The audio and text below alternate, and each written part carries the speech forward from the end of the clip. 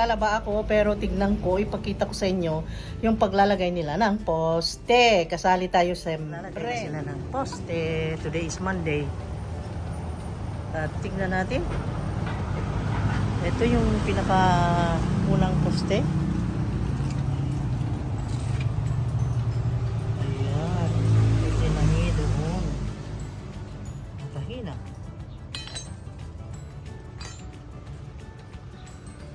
Ito na yung poste, guys. Going to the sky. Yan yung stairway to heaven. Ayan.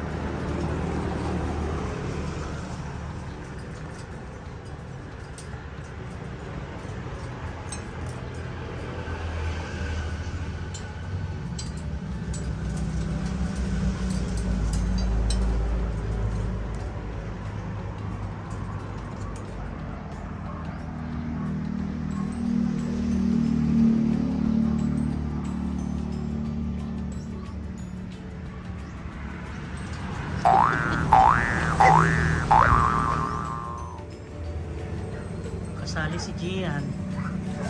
Oh, tingnan mo naman sila.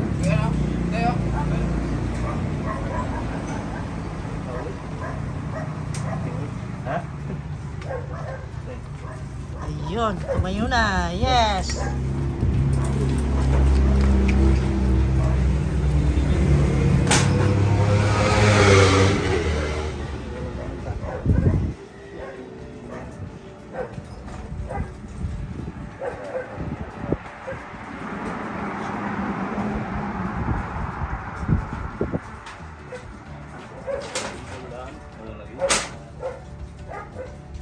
And then, tahi uli yan.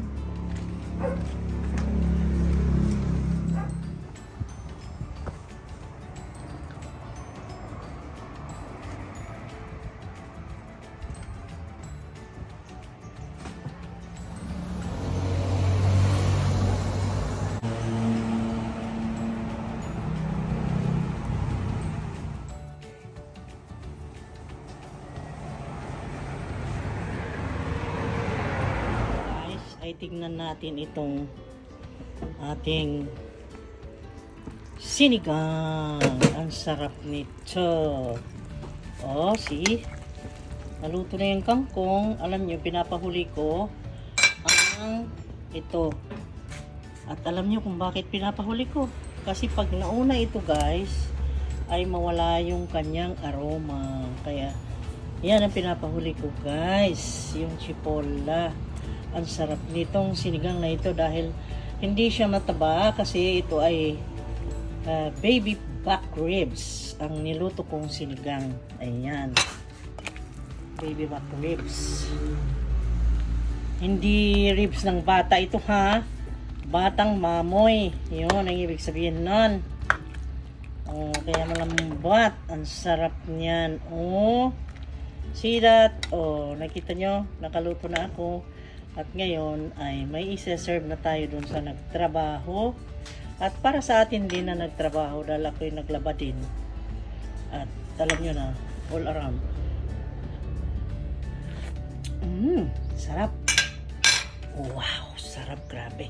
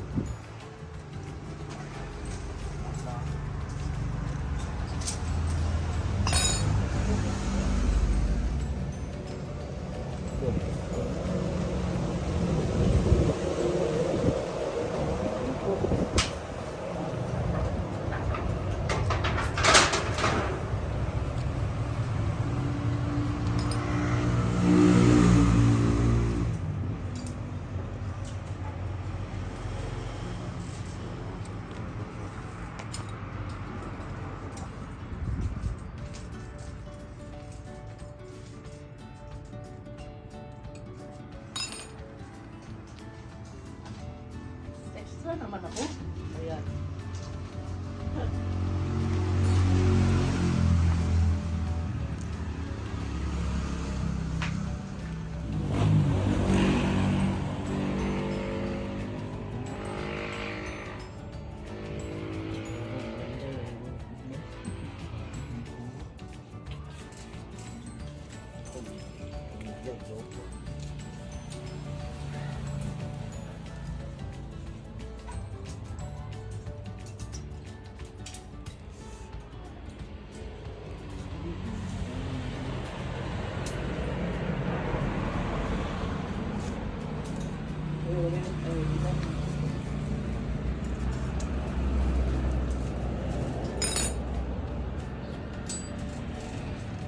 Puntahan natin yung mga tanim guys dito sa balcony ni Gian.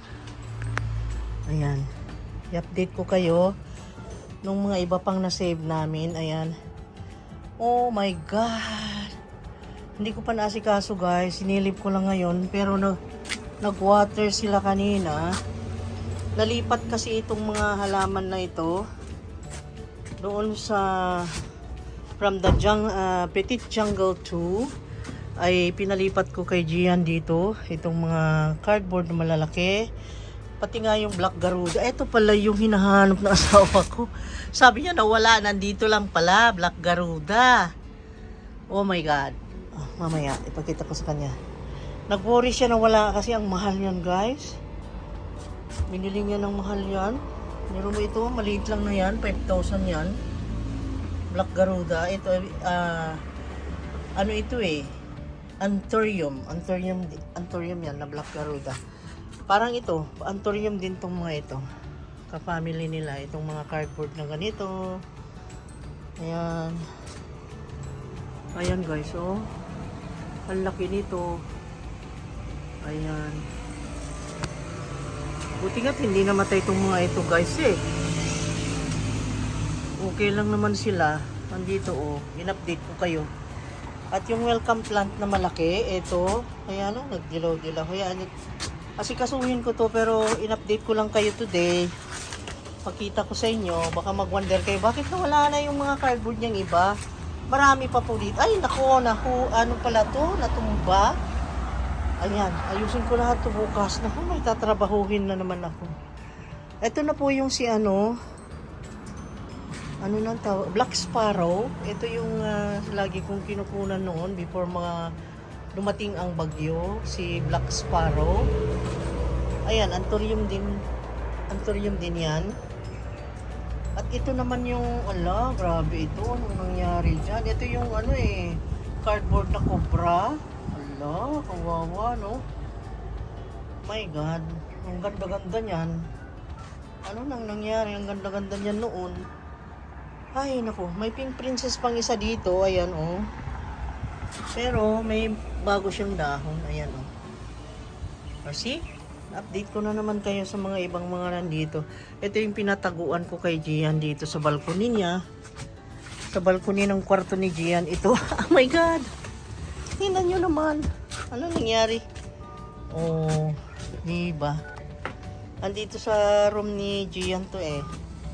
Andito rin yung ito, Anthurium din yan. Tapos, ay hala, napipindot ko pala. Oh my God, na-dial ko! Ano ba yun? Kasi hawak-hawak ko to. Baka makatawag tayo na hindi natin kilala. Tapos ito naman, uy, nandito pala ito, hinahanap ko rin. Ayan o, 69686, nandito pala. Ito yung philodendron guys, philodendron. Ayan yung mga iba nating collection nandito kay Gian. Pinasafety ko dito. Tingnan nyo naman ang kwarto ng anak ko. Pati laptop niya. Ay, hindi pala niya dinala sa baba. Ay, naku, hindi niya inayos yung higaan niya. Okay. Ganyan talaga binata, guys. Ano ba yan?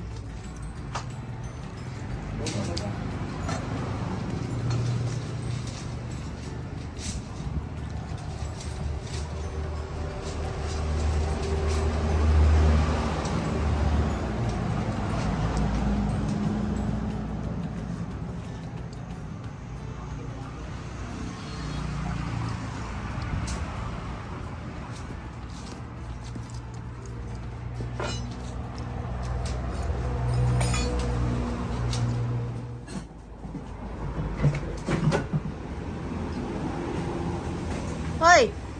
Jonathan, sobra na sa oras. Oy, Ramil. Layas sama. Uli na mo kay gatangan na mo sinyong mga asawa. Muuwan ra ba oh? Labon mo pa muuwan. Natapos ang araw natin ng ganon.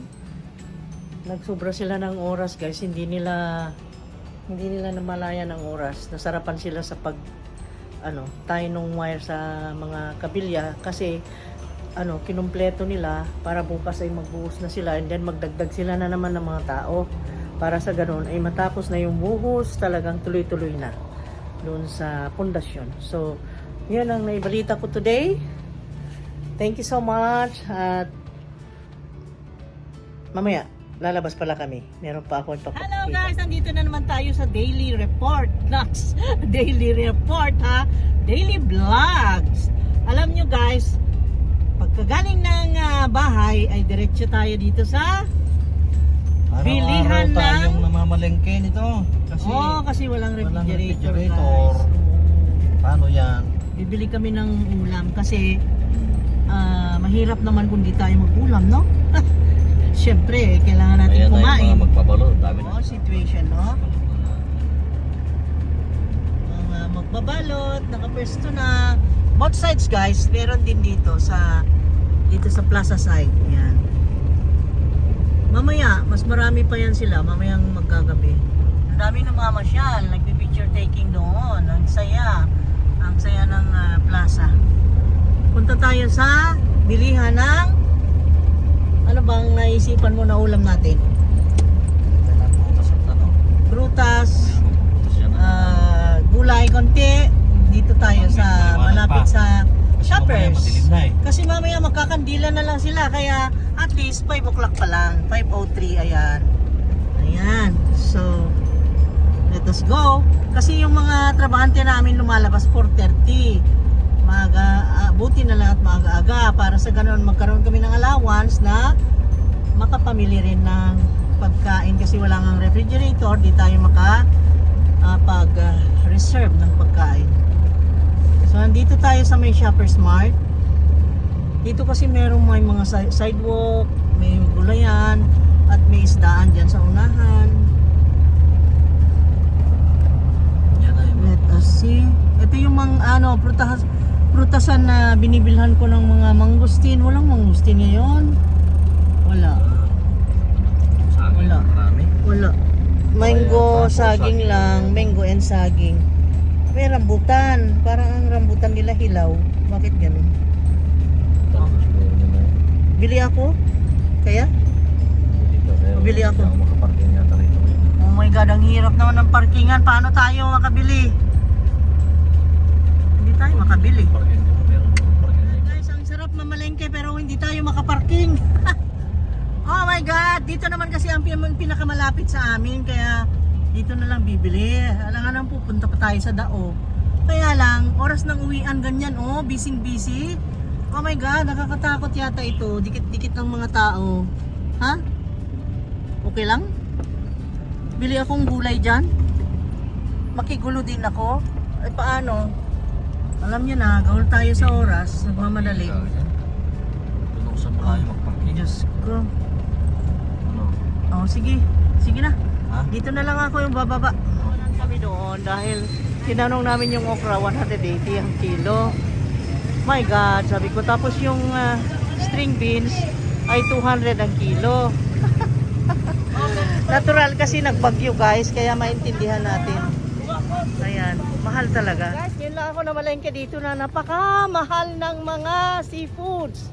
Like, yung bangus na maliliit, talagang mga siguro isang dangkal lang kaliliit. Maganda yung pandaing pero hindi na ako kumuha kasi ang mahal, 180 guys. And then, yung sa gulayan guys, grabe.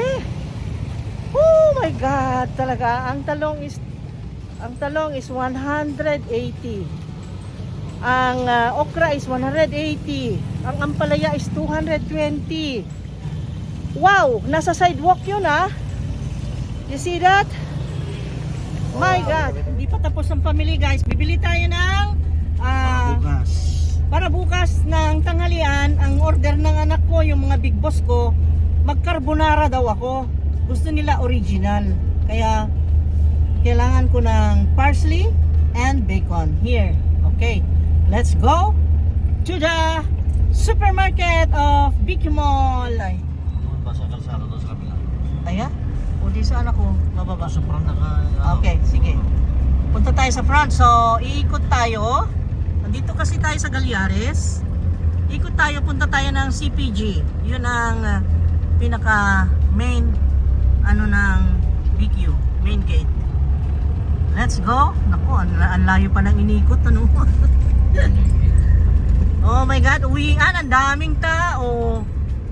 My God, dun sa bilihan ng gulay. Hindi ko akalain. Kasi bangketa yun guys. Sidewalk na. Kumbaga, yun ang pinakamura. Parang divisoria dito sa Tagbilaran City. Pero mo yun, yung okra, 180. Ang palaya, 220. Ganon. Ang mahal. Ang mamahal. Bumili ako ng gabi dahil namimiss ko na. Ang mahal din. 80 pesos din. So, ganun na ngayon ang mga presyuhan. My God, sa isda naman, yung galunggong is 220 ang pinakamura, 220. Yung pusit naman na maliliit, yung binili ko is 250. Yung bangos. Yung maliliit. bangos na maliliit is 200. Pinakamura is 180. Ganon. Mahal na bilihin na yun ha. Ang mahal guys. Oh my God. Anak ng tinola naman oh. Bakit ganon ang mahal na?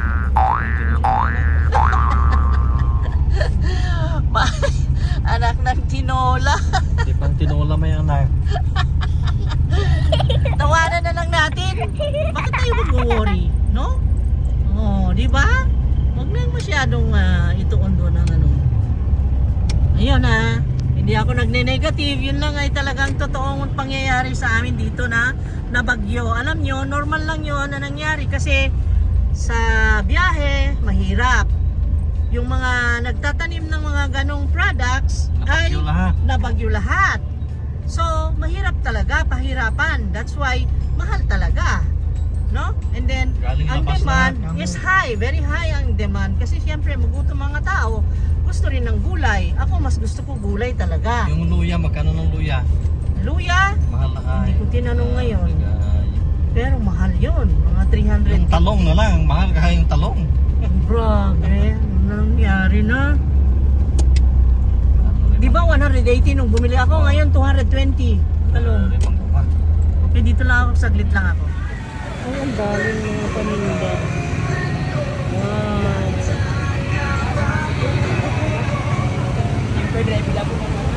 Okay, let's go inside.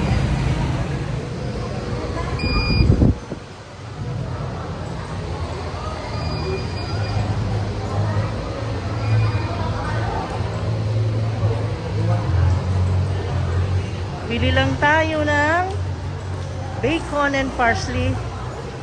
Yun lang.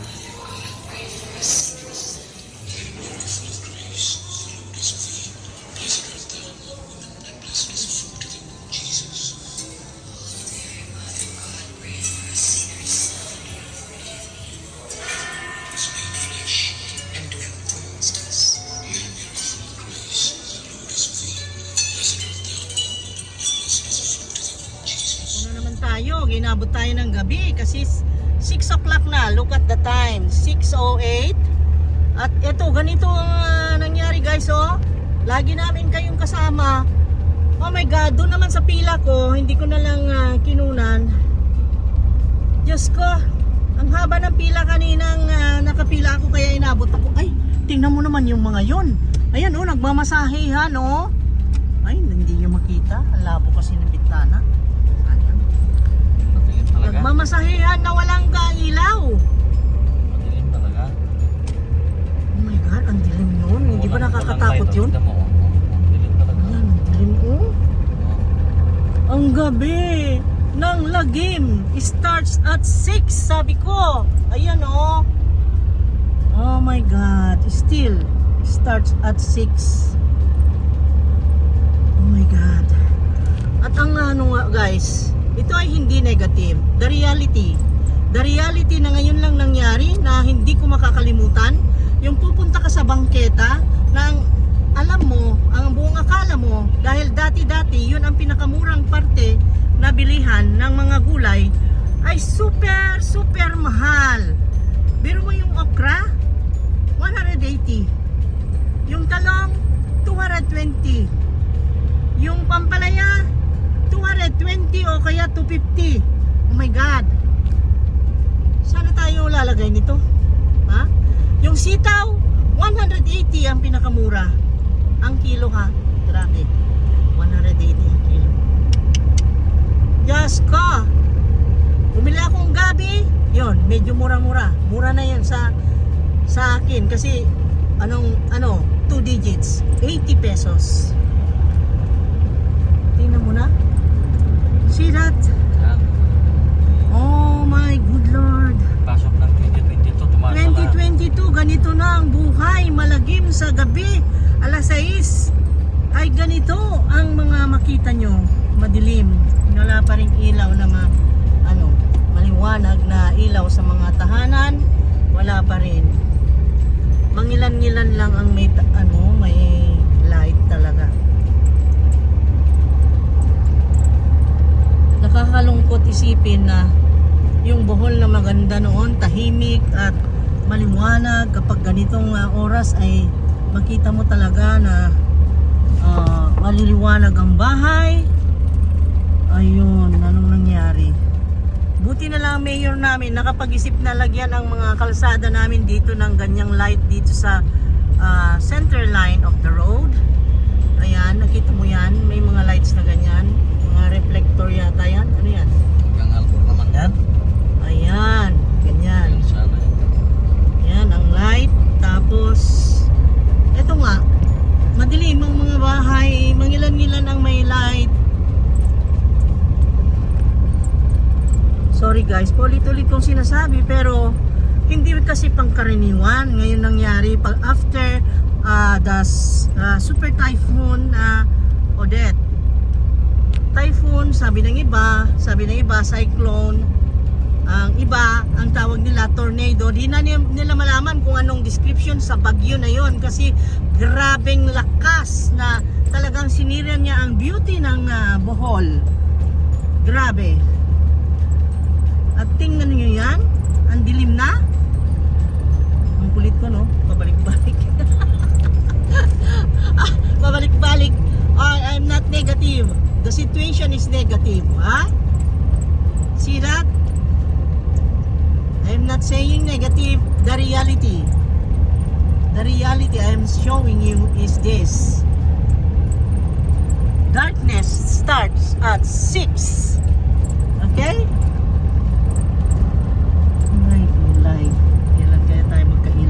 Pero alam niyo, ang balita ko, yung sa province, hindi naman buong Bohol ito. Dito lang sa Tagbilaran City.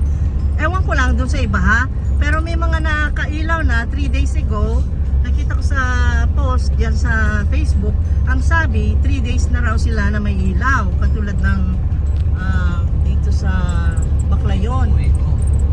So, yung Bohol ko 1. Yung may linya na Bohol ko 1, eh meron na sila. Ang sa amin kasi is Bohol Light. Wala pa rin BLCI. Tingnan nyo yan. Okay, magpaalam na ako guys. See you again on the next video. Thank you so much. Ingat. Stay safe. I love you guys. See you.